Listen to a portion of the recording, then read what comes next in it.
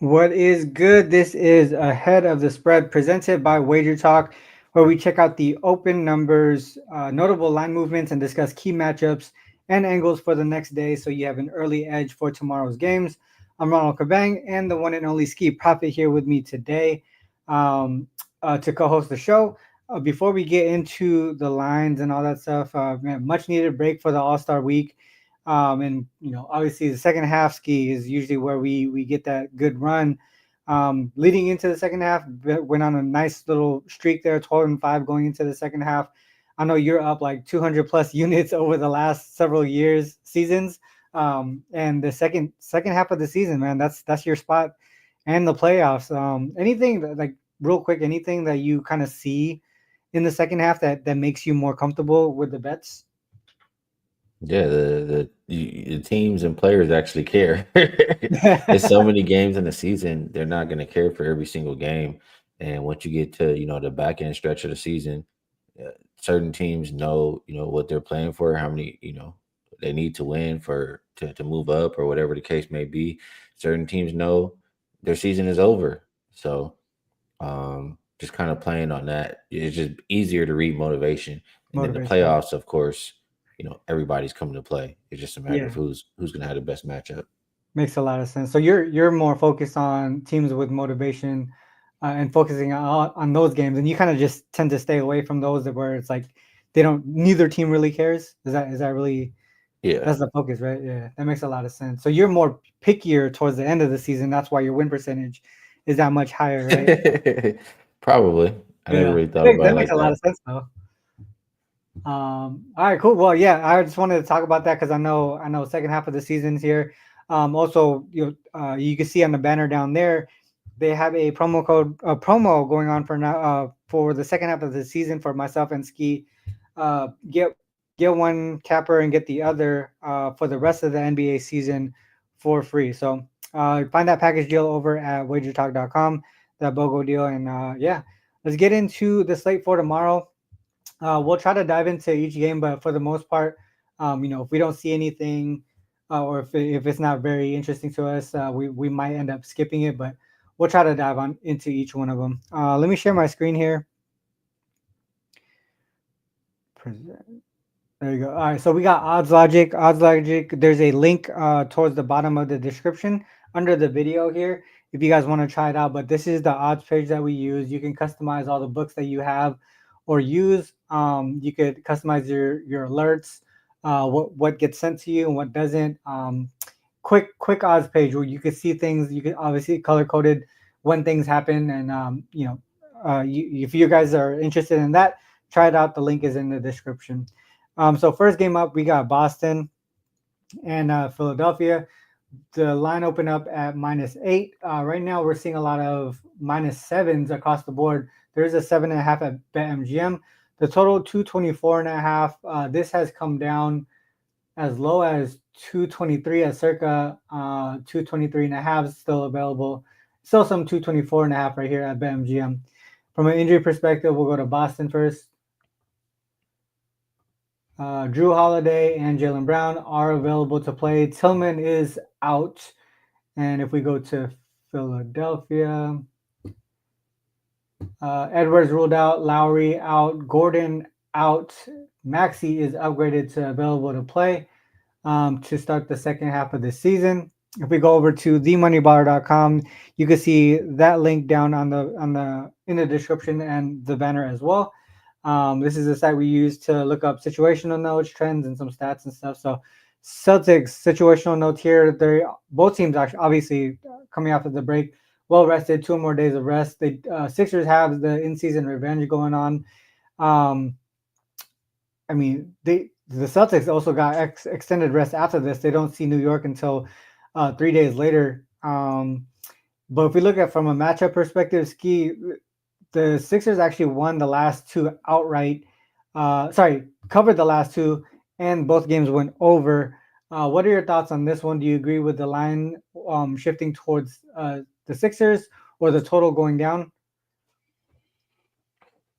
Mm, no, I don't think I agree with either. For the Celtics, I mean, they're clearly the better team. all the Celtics, it always just matters, if they care to show up in that game. Hmm. And coming off an All Star, I think they'll still be motivated. I mean, they're not number one in the East. I think they'll be motivated to come out there and beat teams by margin. So I think that can start versus Philly in the first game. I don't love whenever Embiid and Paul George are in the lineup. I just don't. I Hmm. trust more just Maxi by himself at the current moment. So lean Celtics. Both of these teams, I mean, they played twice already this season, right? They had 228 plus. Yep. We look at an opener of 224 and a half. Um, did dip down, see it as low as 223, but I think that Celtics can score as much as they want on Philadelphia. Hmm. And if they run it up like that, if they're winning by double digits, I think they'll allow Philly to do their part too. So Hmm. To get leaning the over. over, leaning Celtics. That's how I view that game. We see Tyler in the chat there with the Celtics first half team total over. I mean that kind of is correlated with what you said, right? Celtics being able to score at will, however they want, and also to the over. One of the things that is kind of scary is just the pace of play, right? 23rd and 26th in the last 10 games prior to the All Star break, but you could see here in those two games that they played this season their pace was just as low, but the offensive efficiency was there for both teams, and that's the reason why they got over. So the way that these two teams play each other, it just seems like that's just the flow of the game, right? They tend to not they tend to score very efficiently against each other. It could be just a matchup thing, but initially, like I said, this was kind of scary to see the pace, but they did it the last two games and went over the last two games. So I would agree with that as well. Let's move on to the next game here. We got the Grizzlies and the Pacers. The Grizzlies open up at -1.5 on the road, seeing 2.5s across the board, and then the total 248.5 at open up to 251.5. The highest, actually 252 is the highest I see over here at FanDuel. From an injury perspective, we'll go to Memphis. Just Bagley continues to be out. So for the most part, man, Memphis, I typically see like multiple people here as questionable or whatever, but coming out the break, it seems like they're very healthy. So could be a good sign for them in the second half of the season. Miles Turner out and Isaiah Jackson out for the Pacers. So going to themoneyballer.com, the Pacers do have the in-season revenge, double-digit in-season revenge. First game of the back-to-back for the Grizzlies, though. So a game tomorrow over in Orlando, and then the Pacers don't play again until the 23rd against the Clippers, and they stay at home. What are your thoughts on this one, Skee? I know typically we see Pacers and we want we want points, but and the Grizzlies we would think points, but this is a super high total. Yeah, it is super high. Maybe a little bit too high for me to look towards that over. I Hmm. think more of the side. Um, the Pacers, I think they're a bottom team protecting the paint, and we know the Grizzlies want to relentlessly attack the paint. So I'm just thinking about that matchup wise. And Grizzlies so far this season have shown they're the better team. So combination of that, somebody in the chat, let me go back over there. Adam says road, there go road favorites after the All-Star break are 30-7. If you like trends, this could be one of them right here. The short road favorite in Memphis. I think they Hmm. can get the job done versus the Pacers. Yeah, let me see. What was it? It was moving in that direction too. Yeah. So, um, moving to 2.5. Did it get up to 3? I feel like it was. No, it was 2.5. Okay. Yeah, I mean, I think that trend makes a lot of sense to me. I think what you said about motivation, right? Road favorites typically are the better team, and they're likely in position to get themselves into the playoffs and position themselves however they want in the playoffs, right? So they must be they usually are the more motivated team as road favorites. Um, and the Pacers, I think I mean, obviously they're in the playoff hunt as well. So that's the only thing that would kind of hold me back a little bit because they should be motivated too. But if we see like a heavy road favorite, I think those are some of the situations that we want to tackle.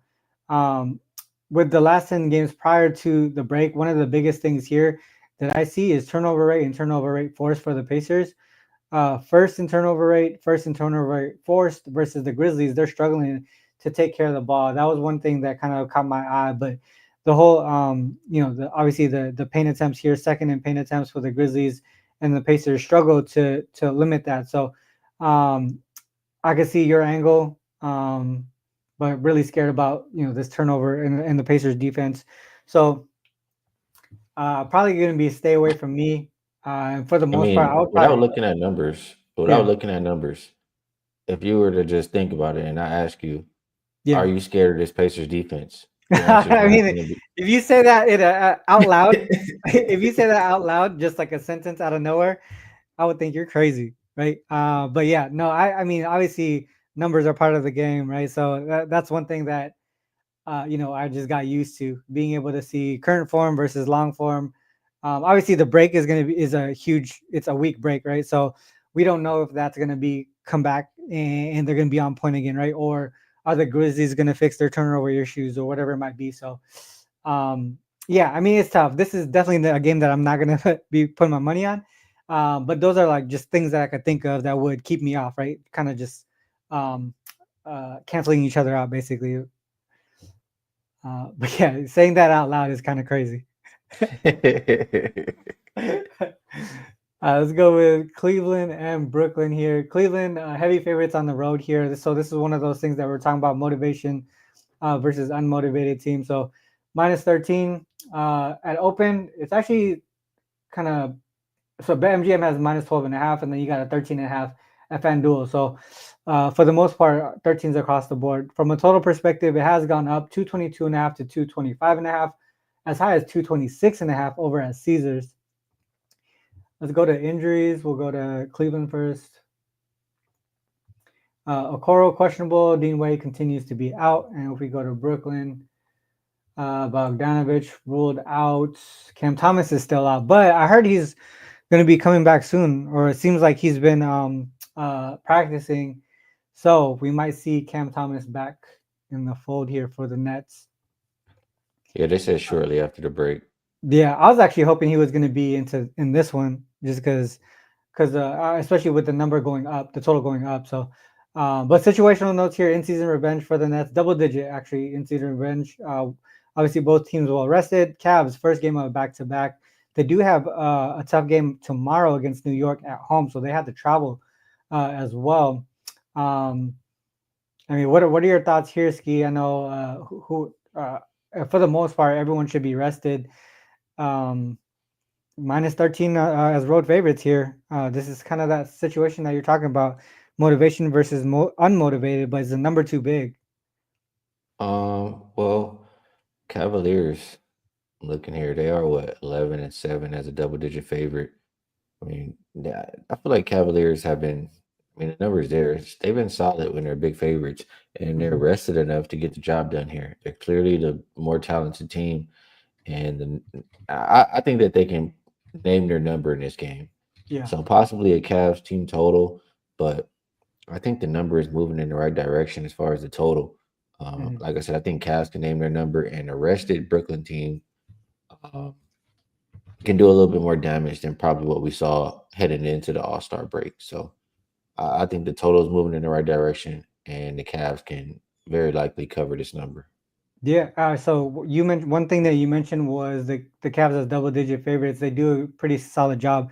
18-0 straight up, 11-7 ATS, 11-7 to the over. But what I did was add if they were a road team, a double digit road favorite, and that really points towards the over there. 5-0 straight up, 5-0 to the over. And one thing that you could pivot, like if you were looking from a side perspective and you're like, damn, I don't know if I could back 13 right off the gate in the second half of the season, that team total over seems like it could be a solid pivot spot if you want to do that as well because they're 4-1 to the team total over as road favorites, double digit road favorites. They did have a game right here against the Nets in December that fit the same situation, right? Road favorite, double digits. They smashed 130 to 101. So if you aren't scared, minus 13 might not be too bad. All right, so let's go to Chicago and New York. We have New York minus 13 and a half at open. It's down to 12 and a half, as low as 12 at some books. The total 244 and a half down to 243. 243 is the lowest I see. Injuries. Chicago, Patrick Williams out. Torrey Craig continues to be out. And if we go to New York, Josh Hart is out. Anunoby is questionable. Mitchell Robinson continues to be out. Let's go to the money bar. Obviously, both teams well rested. In-season revenge here for the Knicks. First game of a back-to-back as well. We talked about that with Cleveland on deck. And then Chicago has Phoenix coming into town in a couple of days. What are your thoughts here? Heavy favorites for the Knicks. I mean, I think that total, where's the total? 243. That's pretty high as well. What are your thoughts on this one? Yeah, I would agree. The total does seem a bit high. Um, I don't like to see Josh Hart out, and I don't like to see Anunoby questionable. But I still think the Knicks are the right side here. For one, they've already lost twice to this Bulls team. Like they should look on the other side and really want to dominate this team. Um, I should have already had what they need in the standings, but or here they are. Yeah, they're in third. So I mean, I think it's a lot of motivation for the Knicks to play in this game. You look on the other side, the Bulls kind of already showed like for the trade deadline, like they're not trying to win right now. They even wanted to get rid of Vucevic too. Like Yeah. they're tanking. This is a tanking team, and their last 4 games they've lost by close to 20 points per game. So combination of those two things. You look at the Knicks this season as a home favorite of 11 or more than 11. They've covered all 6 games. Like I said, I don't like Hart being out and it'll be iffy, but I still think you have a tanking team versus a motivated team in a spot at the house. I would take the motivated team minus the double digits. Yeah. So I looked that up that you just mentioned. So double-digit favorites at home, 7-2 straight out, 6-2-1 ATS. But obviously, the higher the number, they've actually been covering those because they failed to Greater cover than the 10 and 11. a half and 11. Was that? Greater than 11. Yeah, greater than 11. So if we move that, obviously they're what, 12 and a half or whatever it is right now. So we go greater than 11. Then it'd be, oh, shoot, wrong way. Line greater than 11. And why isn't that showing? Less than minus 11. Oh, shit. Dude, I'm lost right now. That break was, I was supposed to do a show. Did I tell you? I was supposed to do a show last night for today, and I got confused on the day, like when I was supposed to go. So we were actually supposed to have a show yesterday, but I didn't even show know. up. All right, so My bad. no, that was actually on me. So it was, yeah. There you go, 6-0 straight up and ATS right there. You. Yeah, that's a good call out. Opponents 5-1 to the under as well on their team total. So maybe Bulls team total under type of to look to if you want to pivot. If you want to pivot. So I KOD see where says your Coach angle. Tibbs revenge. I like that. That's a good angle as well. Yeah, that makes a lot of sense. With Hart, so with Hart out now, I mean, do you think the over? So I mean, Hart is like one of those guys who plays solid defense, get the rebounds and all that stuff, and he's the reason why they have extra possessions and longer possessions. Does that kind of take you?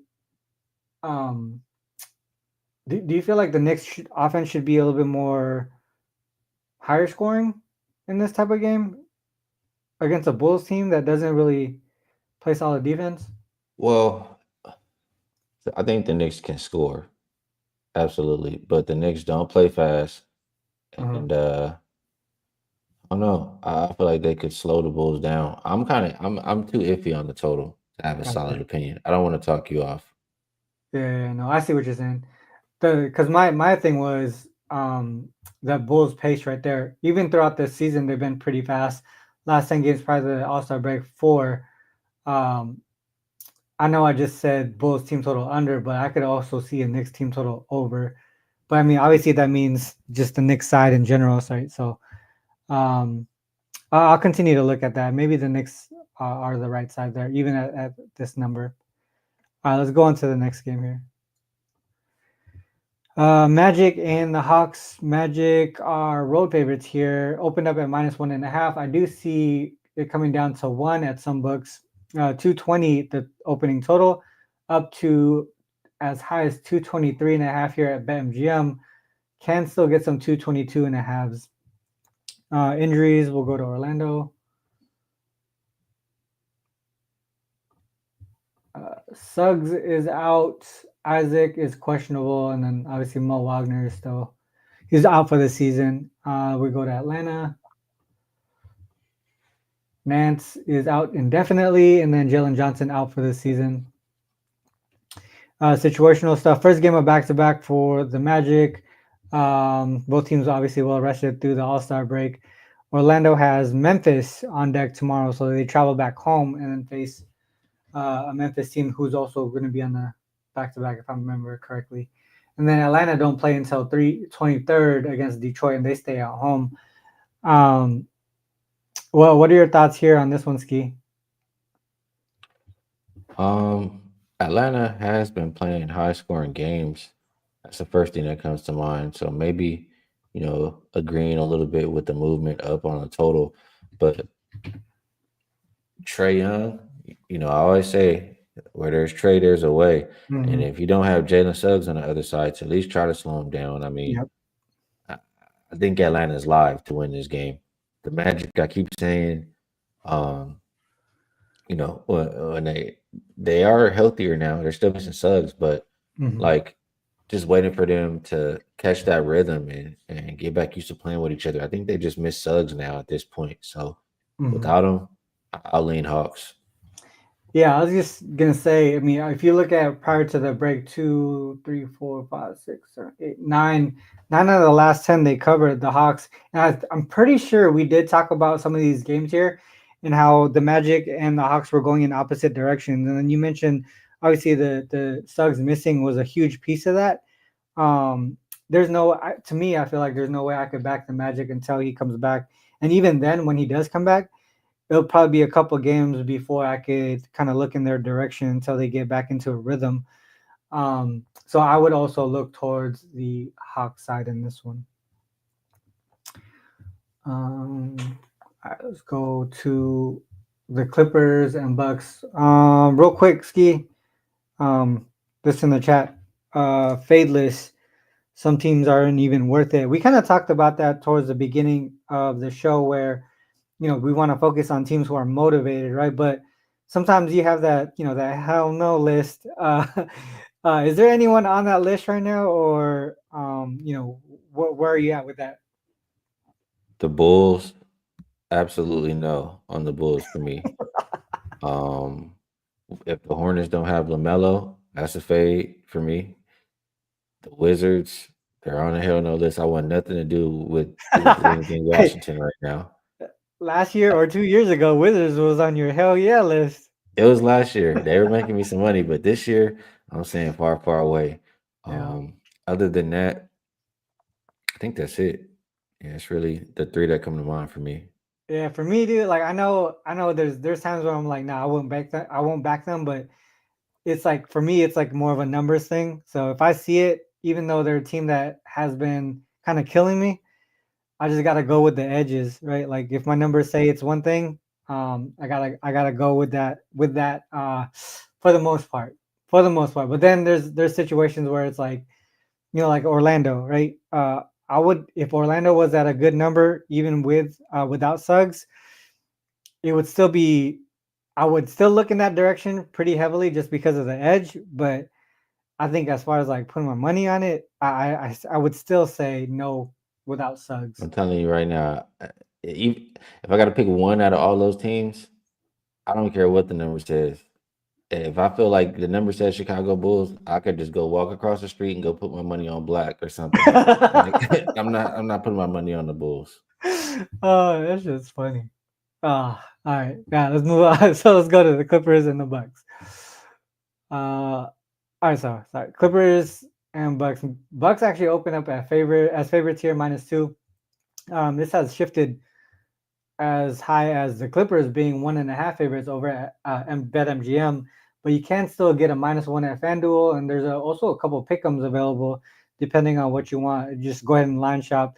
Total 225.5 at open, as high as 228 right here, and then primarily 227s on the board too. If we go to injuries, we'll go Clippers.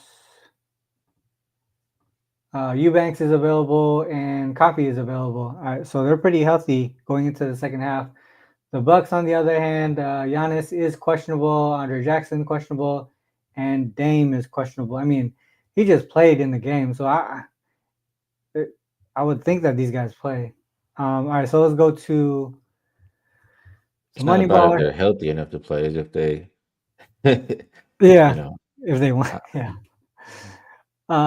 All right, so obviously both teams well rested. In season double digit in season revenge for the Bucks here. First game of a back to back though. It's not really a look ahead with it being Washington, but it is first of a back to back with travel. The Clippers do play the Pacers in Indiana in 3 days. Um, yeah, what are your thoughts here? This is I mean the Clippers were at home in that last game. They won by 10 points as 3.5 point favorites, so they covered by a pretty decent margin. Um, they're healthy going into the second half. What do you think? yeah, I would be skeptical. I can see.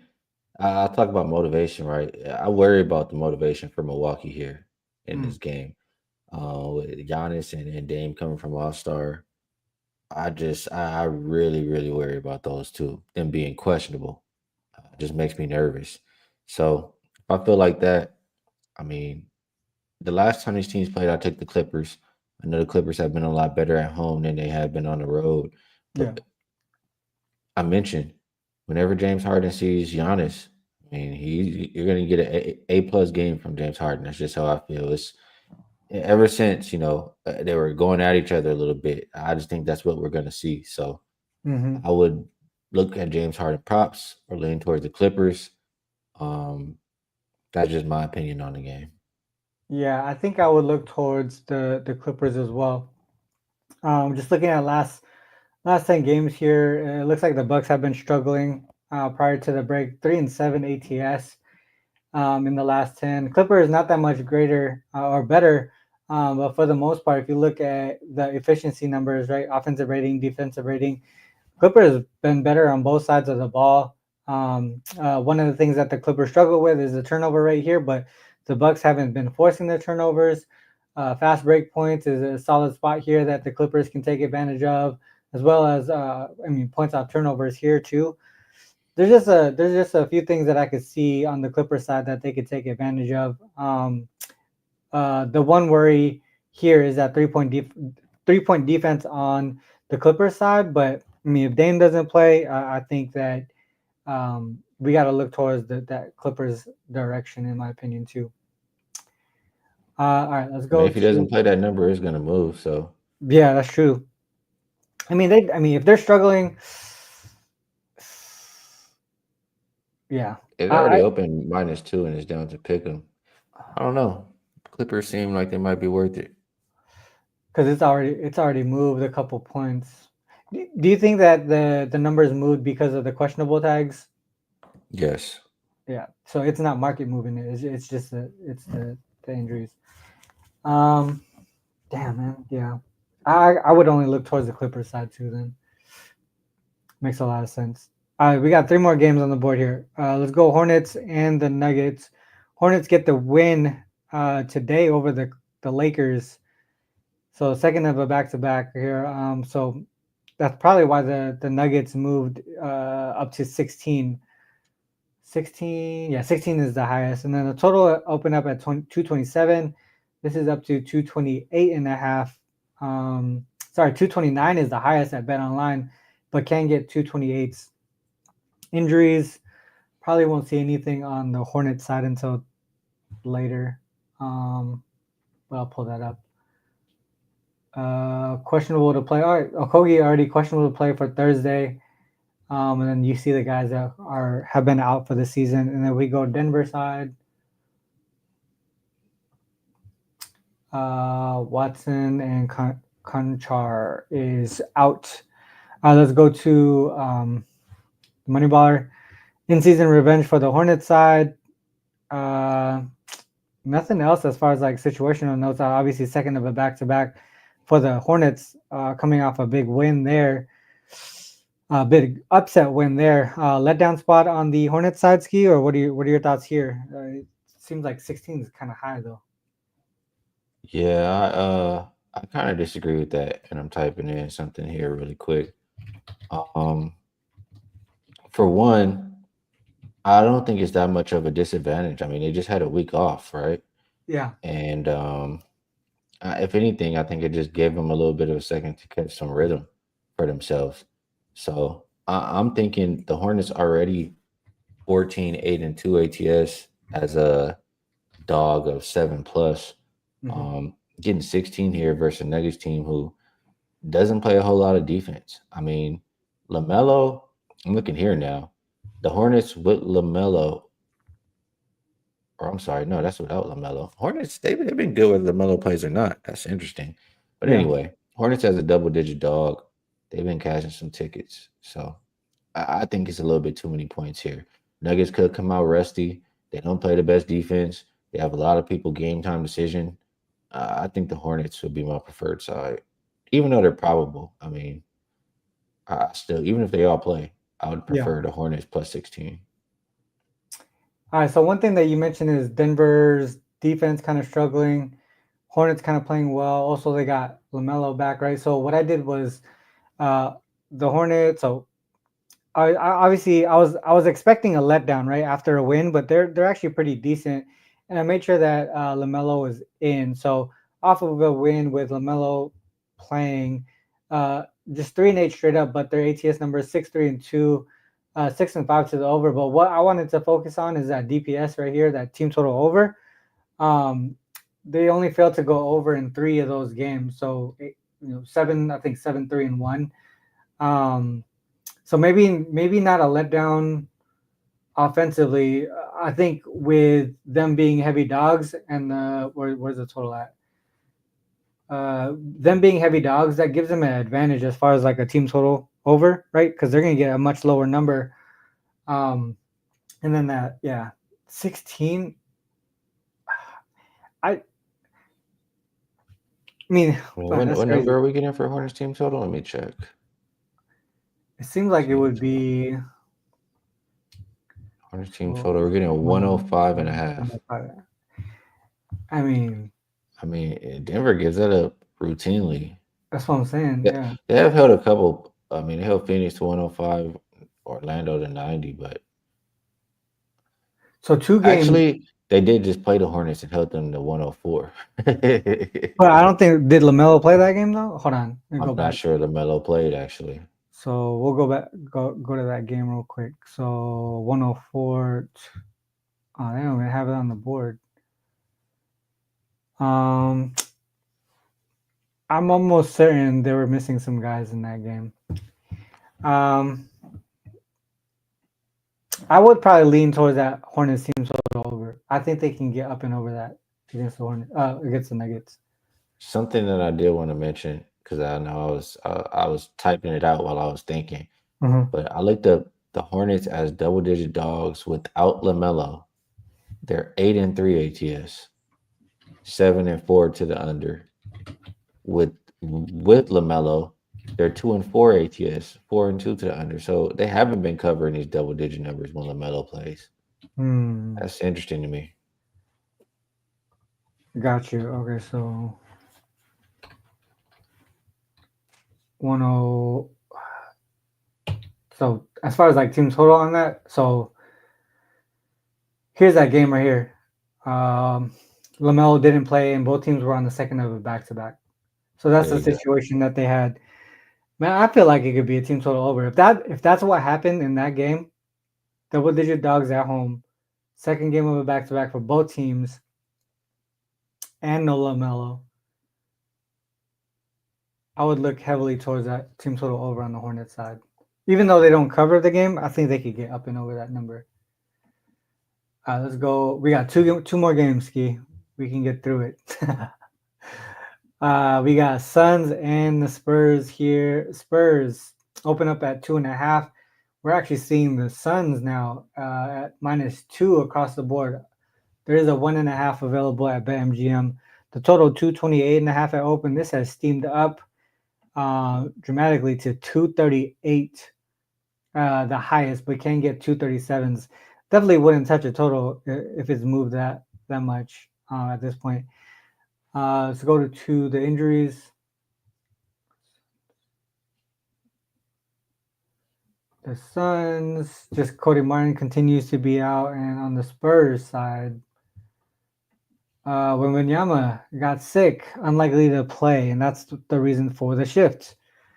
So they're obviously seeing the line move towards Phoenix, and then obviously all that defense in the paint is gone, so total increase dramatically there. Double-digit in-season revenge for the Spurs. First game of back-to-back. They got Detroit on deck tomorrow at home. Phoenix is on the road in Chicago in a couple days. Thoughts here without Victor Wembanyama? It seems like I'm kind of iffy just because the Suns like they weren't playing good going into the break. And then it got to like close to the break and they're talking about trading everybody. I'm just not sure how like the chemistry is for those guys over there right now. That's what I'm really worried about. That and they weren't playing well. Then on the Spurs side, no Wimby. We all know how much that's gonna hurt them. But you have to still figure out how this team is gonna play with De'Aaron Fox. So it's a situation where I don't really love where both teams are right now. So I do understand the total going up. I can understand that, but I don't want to tell you guys to put your money anywhere. This is not a game I'll be playing. Yeah. Yeah, this one's tough because like what you said, how are they gonna be without Victor Wembanyama, but with De'Aaron Fox in the lineup? Obviously, the pace of play is gonna be a lot quicker. No defense either. So yeah, I agree with the total moving up, but I just feel like we always talk about not getting the ass into the line, right, Skee? Like you don't want to touch it at this point when you could have had it at so much of a better number earlier. From a side perspective, I see why it's going towards the Sun side. But like you, man, I just can't trust them in how they've been playing recently. I just want to see what their ATS numbers, recent form. So it's just very inconsistent.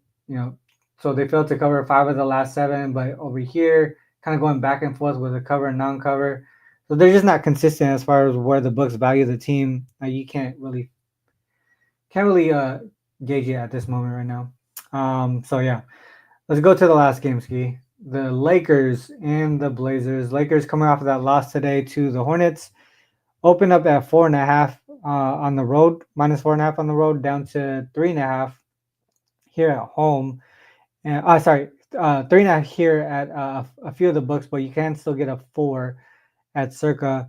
Blazers, the total open up at 225 up to 227.5 at the highest. Can still get 226 at Bet Online. Let's go to the injury report here, see if the Lakers put anything in yet. Maxi Kleber just still out, and then Blazers. Aiden out indefinitely. Matisse Thybulle out indefinitely, and questionable is Jeremy Grant, Scoot Henderson, and Robert Williams.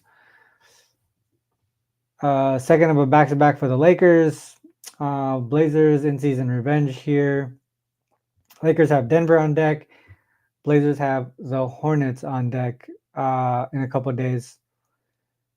I mean, Lakers coming off of this loss here, not really sure on the second of obviously second of a back to back. They should be pretty rested because of the All Star break. But do you think that we see any roster, you know, I wouldn't say manipulation stuff, but like injuries that will pop up tomorrow on the second of a back to back, even though it's like that quick of a turnaround after the break? I don't think so because of what you said. And the next, I mean, Lakers have 3 back-to-backs in a row. So we're going to be seeing this. But this particular game, I think that they have enough in the tank after getting all that time off. And Mhm. especially after losing this game, I think you'll get a really good effort from a Lakers team. Like, um, I'll say this: you had both of these teams playing really good going into the break. You don't really want that time off when you're playing good like that, right? It could throw you off, and you see the Lakers come out here and lose. Now it's a chance for them to, regain focus and get their rhythm back, and and bounce back with a win versus a less than team. For Portland, they've also had, their good rhythm stop.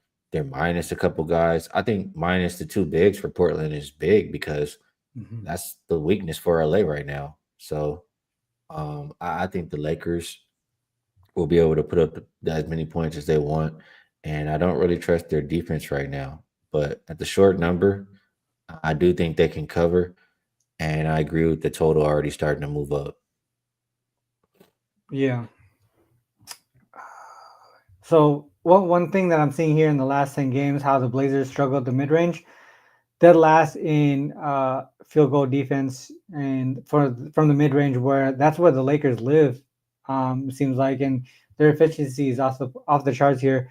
Top five in mid range efficiency, so that might be a solid place to go. And then you said with the Blazers without their bigs, they might see more efficiency in the paint too. So you can see paint field goal percentage second, and the Blazers are already struggling there.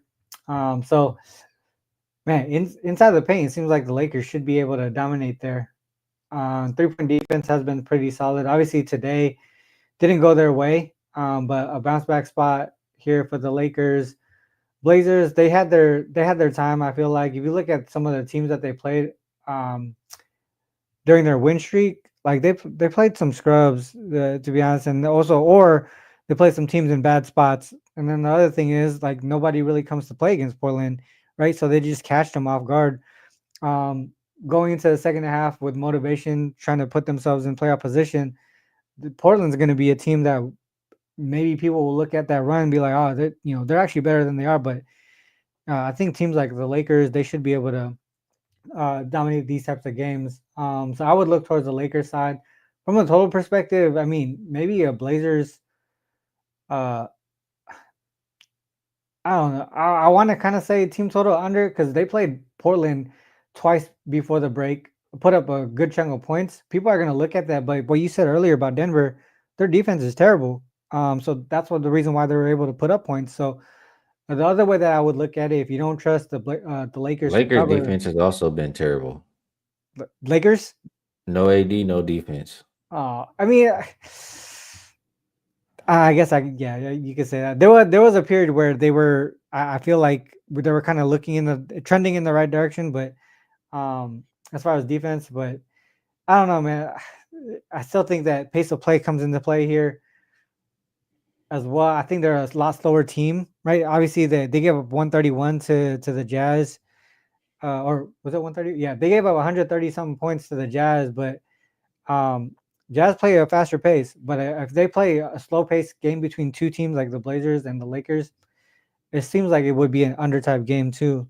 Um, and I think that they show up in the second half of a back to back and a loss and play solid defense against Portland, who might be overrated offensively, I think. All right, so that's every game on the board, Ski. Let's close up the screen. There you go. What are your thoughts on some? Do you want to say anything to the viewers? Then also, what do you want to drop for like leans and stuff for the viewers? Yeah, shout out to the chat. Appreciate y'all staying up late and watching the show, capping these games with us. Um, I'll just go down every game and just kind of say how I'm feeling for games that I do feel some kind of a way. Boston, Philly, over 223 is the best number you see right now. Memphis minus 2.5 looks pretty good. Cleveland and Brooklyn, I agree with the movement towards the over. Chicago and New York, even without Hart and probably without OG, Chicago is just that bad. I think you fade Chicago. I think the Knicks can win that one by closer to 20. I think the Hawks are the right side versus the Magic. I think the Clippers are the right side versus the Bucks. Mm-hmm. Um, Lakers and over, both also very appealing to me. So that's what I'm Lakers looking and at. over. So for me, the four that kind of caught my eye right now, so it's Boston, Philly over, Clippers, Cleveland, and Brooklyn over, and then Hornets team total over. Those would be my leans there. There was a question that I saw. I feel like I answered this on Twitter or X or whatever you want to call it, but are is there more overs after the All Star break for the first couple of games? So I can actually look that up real quick. I already, or actually, let me see some. I'll pull that up real quick. But any thoughts on that, Ski? Before while I pull up the query. Um, well, I've already seen numbers, so I think that a lot of people think it could be rusty, but I mean, you also have teams who've gotten a lot of rest, and like B Man says down there, fresh legs for these games, so Hmm. that could lead to not, less short jumpers, etc. Just being able to score a little bit more. Yeah. So one thing that I looked at after the break, after the All Star break, so since 2010 season, after the All Star break, the first game after the All Star break, road favorites are 54 and 19 straight up, 45 and 28 ATS, 47 and 24 to the over. So a lot of things kind of goes with what Ski said. As far as after the break, the better teams are more motivated, and it shows right off the bat here. Road favorites coming out the break with a strong showing, typically covering, winning, and getting up and over their team total. So offensively, it seems like it's a great spot to back these road favorites. If you want to look towards the team total side or the total, kind of just looking at the road favorite in general. So I know it's not exactly every situation after the All Star break is over, but this one specifically caught my eye. And I actually we put that on Twitter, so you can see my ex uh, uh name right there, Youcapper Sports, and you got Skee Profit right there. So if you guys haven't followed us yet, make sure to do so because we do share some information and all that stuff on there. So yeah, so that's what I would say as far as like overs. Other situations might be looking towards the under, but this one specifically caught my eye for the after All Star break. All right, with that said, Ski, any last words before we cut out here? Nah, good stuff. All right, so we'll be back tomorrow, same time, 10 p.m. Pacific Standard. Make sure you guys hit that like and subscribe button. Also, look at the links that we have in the description or in the banners here. You can see the link to our profile pages, wt.buzz /HP or RC for myself. Themoneyballer.com, the site that we use, Odds Logic, all that stuff is down in the description below. And make sure you guys leave comments after the show as well. We'll try to get back to them. It helps our show grow and allows myself and Ski to continue to do this. As long as we can. So, yeah. With that said, fade or follow. It's on you to make that call. Good luck with all your actions. Until next time, peace.